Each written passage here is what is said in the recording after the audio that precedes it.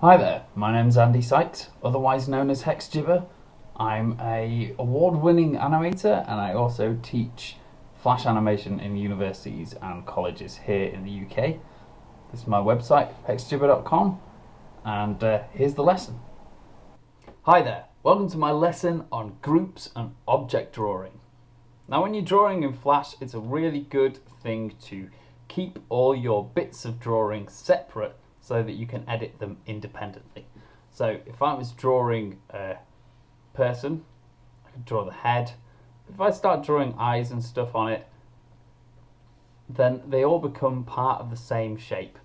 Or the eyes are a bit separate, but I can't separate these two circles from this main circle here. So a lot of the time I use object drawing.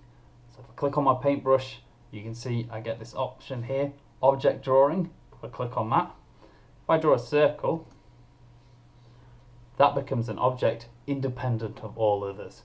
So if I start drawing some eyes there, instead of it all being one shape, it's now three separate shapes.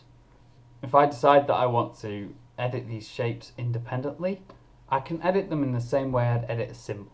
I double click on them, and you see here it goes from scene 1 to drawing object. So I could fill it in with some white, like so, and then go back to my main scene and carry on moving things around. You don't need to actually go into the object drawing to fill it.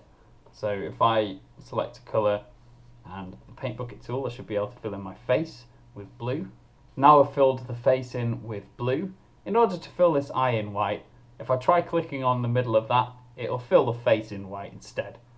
So if I undo that, the best way to do that is to double click on it and fill it with some white independently. One of the advantages of object drawing, so I can move my eyes around,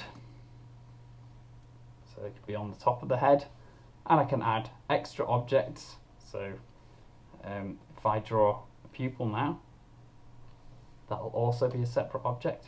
And this is really good for doing animation because you can just move these objects around without having to redraw them. It makes things a lot more simple. Now, if I've got lots of object drawings and I want to move them all together without having to kind of drag a box over them every time, I can create a group. So if I select all these objects, I might give it a nice smiley face actually.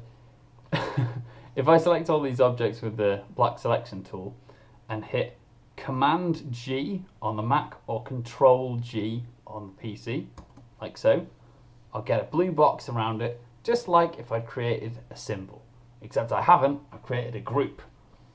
So if I double click on this group now, you'll see that all my drawing shapes are inside, and if I double click on any of them, then if we have a look here, I'm in scene 1 within a group, that's the group of my face, and I'm in a drawing object, which is this pupil here.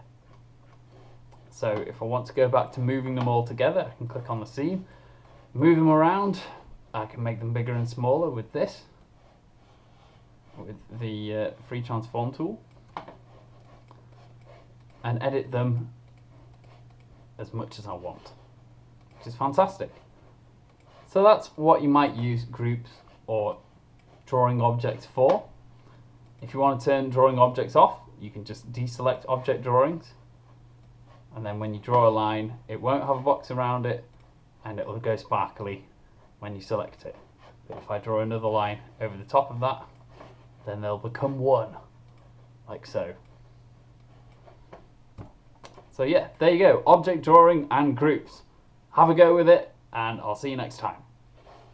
Hey, if you've enjoyed this lesson, why not consider checking out my website, hexgibber.com, where you can also buy my book, the HexGibber Colouring and Activity Book. You can buy it in the UK, US, Germany, France, Japan, from Amazon and other good stores.